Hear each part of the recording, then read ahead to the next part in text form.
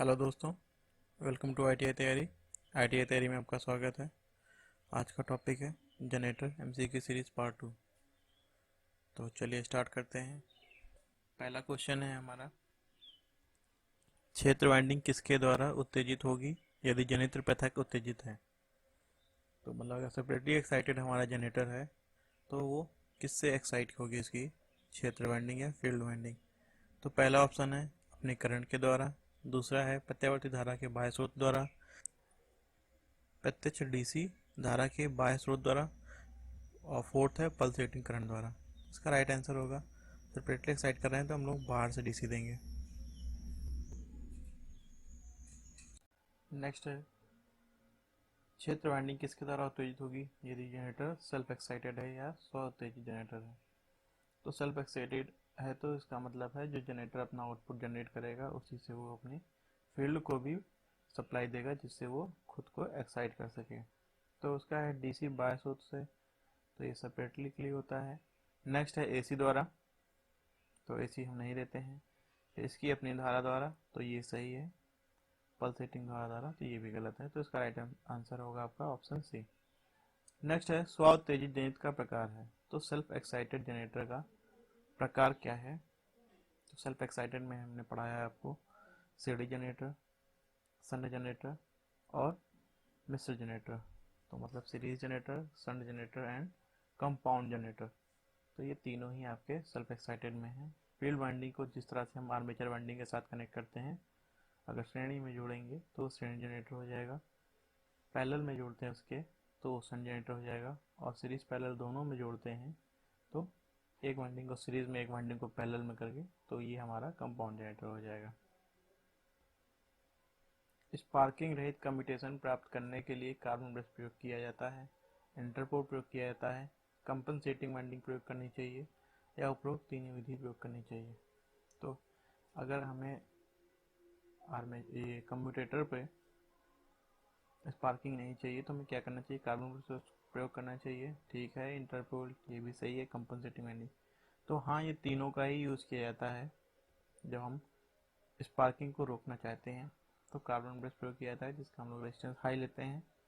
Interpol's winding का ही काम है कि वो अगर दो वाइंडिंग शॉर्ट हो रही हैं, जब कम्यूटेटर रोटेट होता है और कार्बन ब्रश उसके दोनों पे शॉर्ट करता है तो वाइंडिंग शॉर्ट होने से इसमें स्पार्किंग होने का चांसेस होता है, तो जिससे हम लोग इंटरपोल और कंपनसेटिंग वाइंडिंग के थ्रू उसको हम लोग ख़त्म करते हैं। नेक्स्ट है, निम्नलिखित किसके लिए श्रेणी जनरेटर का प्रयोग होता है। तो इसका आंसर होगा, ऑप्शन देखते हैं, बैटरी चार्जिंग, घरेलू प्रयोग, बूस्टर, लाइटिंग लोड। तो सीरीज जनरेटर का प्रयोग हम लोग बूस्टर के लिए करते हैं। नेक्स्ट है, कौन सा जनरेटर स्थिर वोल्टेज आने के लिए उपयुक्त है। तो स्थिर वोल्टेज जनरेटर के लिए हम लोग कौन सा यूज़ करते हैं, तो हम लोग शंट जनरेटर का यूज़ करते हैं वोल्टेज स्थिर रखने के लिए। तो नेक्स्ट क्वेश्चन पे आते हैं, यदि डीसी जनरेटर का अवशिष्ट चुंबकत्व खो गया है तो पुनः कैसे प्राप्त करेंगे। तो अगर किसी जनरेटर का अवशिष्ट चुंबकत्व या मतलब उसकी फील्ड पे जो अगर मैग्नेटिक सप्लाई जो फील्ड वाइंडिंग पे हम लोग सप्लाई देते हैं, डी सप्लाई अगर हटा लेते हैं तो उसमें एक चुंबकत्व गुण रह जाता है। तो वो रह गया ही गुण उसका अवशिष्ट चुंबकत्व कहलाता है, जिसको हम लोग रेजिडुअल मैग्नेटिज्म कहते हैं। तो अगर वो हट गया है तो क्या करेंगे, बिना लोड के चलाएंगे, तो बिना लोड के चलाने पे भी इसमें मैग्नेटिज्म नहीं आएगा। नेक्स्ट है, फील्ड को बैटरी से कनेक्ट करेंगे, तो हाँ, जो उसकी फील्ड वाइंडिंग है उसको हम लोग सप्लाई देते हैं, डीसी सप्लाई, जिससे उसमें वापस से मैग्नेटिज्म आ जाए। और जब हम लोग जनरेटर स्टार्ट करेंगे तो उस मैग्नेटिज्म के थ्रू उसमें ईएमएफ जनरेट होगा आर्मेचर पे। नेक्स्ट है, जनरेटर घूर्णन दिशा बदलेंगे, तो नहीं, बदलने से भी कुछ नहीं होगा, जनरेटर को कंपन देंगे। तो इसका राइट आंसर होगा ऑप्शन बी, फील्ड को हम लोग बैटरी से कनेक्ट करेंगे। तो अगर कभी आप जनरेटर को लंबे टाइम तक यूज़ नहीं कर रहे हैं तो उसमें अवशिष्ट चुंबकत्व खोने का डर होता है। तो अगर आप उसके बाद काफ़ी दिनों बाद अगर जनरेटर स्टार्ट करते हैं अपना, तो आपका जनरेटर आउटपुट नहीं देता है रोटेट करने के बावजूद। तो इसका मतलब है हमें फील्ड को बैटरी से कनेक्ट करना होगा या फील्ड को हम लोग डी सप्लाई देंगे। लेकिन ये सब इसमें ही है जिसमें हमारा सेल्फ एक्साइटेड है। सेपरेटली एक्साइटेड में तो हम लोग डीसी देते ही हैं, तो वहाँ पे ये खतरा नहीं होता है खोने का। नेक्स्ट है, मुख्य चुंबकीय क्षेत्र पर आर्मेचर द्वारा स्थापित चुंबकीय क्षेत्र का प्रभाव कहलाता है। तो अगर मुख्य चुंबकीय क्षेत्र पर आर्मेचर द्वारा स्थापित चुंबकीय क्षेत्र का प्रभाव क्या कहलाएगा, तो कहलाता है हमारा आर्मेचर प्रक्रिया। नेक्स्ट है, आर्मेचर प्रतिक्रिया के कारण जनरेटर पर होने वाले प्रभाव कौन से हैं। तो आर्मेचर प्रतिक्रिया से फ्लक्स में असमानता उत्पन्न होती है, जनरेटर की दक्षता और विद्युत वाहक बल घट जाता है, विचुंबकन प्रभाव से अवशिष्ट चुंबकत्व नष्ट हो जाता है। तो ये तीनों ही आपके ऑप्शन सही हैं, तो इसका राइट आंसर होगा ऑप्शन डी। ब्रशों को कहाँ से समायोजित किया जाए जिससे अधिकतम दक्षता प्राप्त हो। तो यहाँ पे कार्बन ब्रश की बात की जा रही है कि कम्यूटेटर को उसको कहाँ पे समायोजित करें जिससे उसमें अधिकतम दक्षता मिल सके। तो कम्यूटेटर पे तो यूज ही करते हैं, लेकिन उसकी पोजीशनिंग क्या होगी उसको देखने के लिए हम लोग चेक करते हैं ज्यामितीय उदासीन अक्ष, चुंबकीय उदासीन अक्ष, उपरोक्त दोनों या दोनों के बीच में।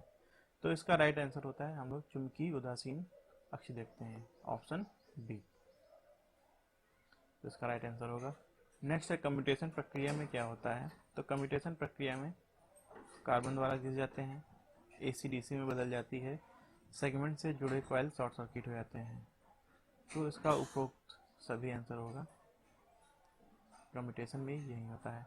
यहाँ पे हम लोग कार्बन ब्रश यूज़ करते हैं, एसी को डीसी में बदलते हैं, सेगमेंट से जो जुड़े कॉइल हैं वो शॉर्ट सर्किट हो जाती हैं। नेक्स्ट है, स्पार्किंग के निवारण के लिए इस विधि का प्रयोग किया जाता है। तो अगर कम्यूटेटर पे स्पार्किंग हो रही है तो उसको खत्म करने के लिए उच्च प्रतिरोध के ब्रश का इस्तेमाल करते हैं, सही है। आर्मेचर के श्रेणी में प्रतिरोध संयोजित करते हैं, ये भी सही है। इंटरपोल विधि यूज करते हैं, ये भी सही है। तो इसका राइट आंसर हो जाएगा ऑप्शन डी। डीसी जनरेटर में प्रयुक्त इंटरपोल की ध्रुवता होगी। तो डीसी जनरेटर में जो हमारा इंटरपोल होती है उसकी ध्रुवता होती है घूर्णन दिशा के गत पोल, मतलब जो पिछला पोल है उसकी ध्रुवता के समान तो नहीं, घूर्णन दिशा के आगामी पोल की ध्रुवता के समान ही इसमें होता है। तो अगर हमारी मोटर कुछ इस तरह से रोटेट कर रही है, तो अगर यहाँ पे हमारा मेन पोल एन है, सपोज करिए यहाँ पे हमारा मेन पोल एन है, तो इसके बाद जो हमारा इंटरपोल होगा, तो इंटरपोल हम लोग अगर इस डायरेक्शन में रोटेट कर रही है तो यहाँ पे एन ही होगा। तो गत मतलब इसके पहले यहाँ पे कहीं पे, और आगामी मतलब इसके आगे। तो अगर इस डायरेक्शन में रोटेट कर रही है तो इसका आगामी ये होगा। तो इसका राइट आंसर होगा ऑप्शन बी, उत्तरी ध्रुव के समान। तो ये तो अलग अलग होता है, दोनों पे ही डिपेंड, दोनों ही आते हैं। नेक्स्ट है, डीसी जनरेटर की दक्षता होती है 80, 60 से 80, 20 से 40, 85 से 95 और 100%। तो इसकी दक्षता होती है हमारी 85 to 95%। नेक्स्ट क्वेश्चन है, जनरेटर में डमी कॉइल प्रदान किया जाता है ताकि फ्लक्स घनत्व बढ़ाया जा सके, मोटर को यांत्रिक बैलेंस प्रदान किया जाए, एडी करंट हानि को रोकने के लिए, वोल्टेज बढ़ाने के लिए। तो डमी कॉइल का मतलब है सिर्फ हम लोग यहाँ पे मोटर को मैकेनिकल बैलेंस या यांत्रिक बैलेंस प्रदान करते हैं। अगर आपको हमारा वीडियो अच्छा लग रहा है तो प्लीज़ लाइक करें, चैनल को सब्सक्राइब करें इस तरह की वीडियो की अपडेट कंटिन्यू प्राप्त करने के लिए। नेक्स्ट है, कॉइल्स के सिरों को कम्यूटेटर सेगमेंट पर जोड़ने की प्रक्रिया। तो कॉइल के सिरों को कम्यूटेटर पर जोड़ने की प्रक्रिया कहलाती है commutator connection, commutator coil connection और स्लॉट कनेक्शन। तो सीधा सा है कम्यूटेटर कनेक्शन। नेक्स्ट है, कम्यूटेटर सेगमेंट के बीच किसका इंसुलेशन होता है। तो मैंने बताया भी है आपको कि कम्यूटेटर सेगमेंट के बीच में हम लोग माइका का यूज़ करते हैं, लेकिन साफ्ट और कॉपर के बीच में जो मटेरियल होता है वो बैकेलाइट होता है। तो राइट आंसर तो इसका ऑप्शन सी ही रहेगा, क्योंकि हमें कम्यूटेटर सेगमेंट के बीच में पूछा गया है। नेक्स्ट है, डीसी जनरेटर की रेटिंग होती है। तो हम लोग डीसी जनरेटर की जो क्षमता होती है उसको किस में मेजर करते हैं। तो kilo volt, ampere, horse power में, किलो वाट में या किलो आवर में। तो राइट आंसर हो जाएगा इसका किलो वाट में। नेक्स्ट क्वेश्चन है, मैगर के प्रयोग में कौन सा टेस्ट नहीं किया जाता है। तो मैगर हमारा एक डिवाइस होता है जिससे हम लोग इंसुलेशन टेस्टिंग करते हैं। तो इंसुलेशन टेस्टिंग का मतलब है कि हम देखते हैं कि अगर वोल्टेज ज़्यादा हो गया तो कहीं ऐसा तो नहीं है हमारा कोई अप्लाइंसेस करंट मारेगा, उसकी बॉडी पे करंट आएगा, या हम लोग उसको चेक करते हैं कि क्या ऐसा तो नहीं है कि हमने कोई इलेक्ट्रिक इक्विपमेंट बनाया है और उसकी बॉडी से उसके अगर हम प्लग कर रहे हैं तो उसकी बॉडी पे करंट आएगा, तो उसको चेक करने के लिए हम लोग मेगा इंस्ट्रूमेंट का यूज़ करते हैं। तो पहला है ध्रुवता टेस्ट, तो हाँ पोलरिटी भी चेक कर लेता है वो। शॉर्ट सर्किट, तो शॉर्ट सर्किट तो चेक ही करता है, इसका मेन काम यही है। अर्थ टेस्ट, तो ये अर्थ टेस्ट करता है। बंद परिपथ टेस्ट, तो बंद परिपथ टेस्ट करता है। यहाँ पे आपका लघु नहीं होगा, यहाँ पे आपका ओपन सर्किट होगा, तो यहाँ पे ओपन सर्किट होने के कारण ये इसका टेस्ट नहीं कर पाएगा, तो इसका ऑप्शन होगा ऑप्शन बी। लेकिन यहाँ पे होगा ओपन सर्किट, जिसको बोलते हैं खुला परिपथ, तो यहाँ पे खुला परिपथ होगा। नेक्स्ट है डीसी जनरेटर के शाफ्ट पर कुंडली को ठंडा करने के लिए क्या किया जाता है। तो डीसी जनरेटर के शाफ्ट पर कुंडली को ठंडा करने के लिए बॉल बेयरिंग का यूज़ करते हैं, फैन बेड का यूज़ करते हैं, कूलर का या लैमिनेटेड कोर का। तो डीसी जनरेटर में शाफ्ट पर हम लोग क्या करते हैं ऐसा जिससे हमारी कूलिंग, जिससे हमारी कॉइल कूल रहे या ठंडी रहे, तो इसका ऑप्शन होगा उसमें हम लोग लैमिनेटेड कोर का यूज़ करते हैं। नेक्स्ट है डायनेमो किस सिद्धांत पर कार्य करता है। तो डायनेमो हमारा फैराडे का विद्युत चुंबकीय प्रेरण के नियम पे काम करता है। तो फैराडे का विद्युत चुंबकीय प्रेरण का नियम है आपका कि जब किसी कंडक्टर को किसी मैग्नेटिक फील्ड में रखते हैं और उसको रोटेट कराते हैं तो मैग्नेट कंडक्टर में भी एक ईएमएफ जनरेट होता है। ये आपका फैराडे का विद्युत चुंबकीय प्रेरण नियम है। दो नज़दीकी पोल के बीच की दूरी के केंद्र को कहते हैं। तो अगर दो नज़दीकी पोल हैं उनके बीच की दूरी के केंद्र को क्या कहेंगे, तो पोल पिच राइट आंसर है, average pitch, coil pitch, back pitch, तो ये सभी रॉन्ग आंसर हैं। डीसी जनरेटर में अवशिष्ट चुंबकत्व का क्या कार्य है। तो अभी मैंने आपको बताया अवशिष्ट चुंबकत्व क्या होता है, जो हमारा मैं इसमें फील्ड वाइंडिंग में एक मैग्नेटिज्म का गुण दे। तो देखते हैं इसका ऑप्शन क्या है। वोल्टेज का निर्माण करना, धारा का निर्माण करना, आवृत्ति का निर्माण करना, पावर फैक्टर का निर्माण करना। तो इसका होगा वोल्टेज का निर्माण करना। आर्क वेल्डिंग में किस प्रकार के डीसी जनरेटर का उपयोग करते हैं। तो आर्क वेल्डिंग में सीरीज जनरेटर, सन जनरेटर, क्यूमुलेटिव कंपाउंड जनरेटर और डिफरेंशियल कंपाउंड। तो हम लोग डिफरेंशियल कंपाउंड का यूज़ करते हैं आर्क वेल्डिंग में। नेक्स्ट क्वेश्चन है एक 4 पोल डीसी जनरेटर 1500 आरपीएम पर चलता है तो आर्मेचर में धारा की फ्रीक्वेंसी कितनी होगी। तो धारा की फ्रीक्वेंसी निकालने के लिए हम लोग का एक फॉर्मूला होता है, एफ इक्वल होता है पी एन डिवाइड बाई आपका 120। तो एफ की वैल्यू हमें निकालनी है, तो इसे हम सॉल्व करेंगे। पी की वैल्यू हमें दी गई, पोल्स की संख्या दी गई है 4, मल्टीप्लाई हमें करना है इसमें,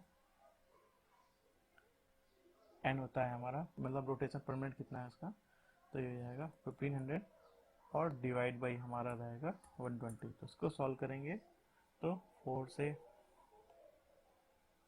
से आपका ये 30 टाइम्स कट जाएगा ये, और जब 30 से 0 से ये 0 कट हो जाएगा और जब 3 से कट करेंगे तो हो जाएगा 50। तो इसका राइट आंसर हो जाएगा 50 हर्ट्ज। तो इसका राइट आंसर ऑप्शन सी होगा। तो चलिए हम लोग अब नेक्स्ट वीडियो में मिलते हैं। If you like my video do like, share and subscribe my channel ITA तैयारी।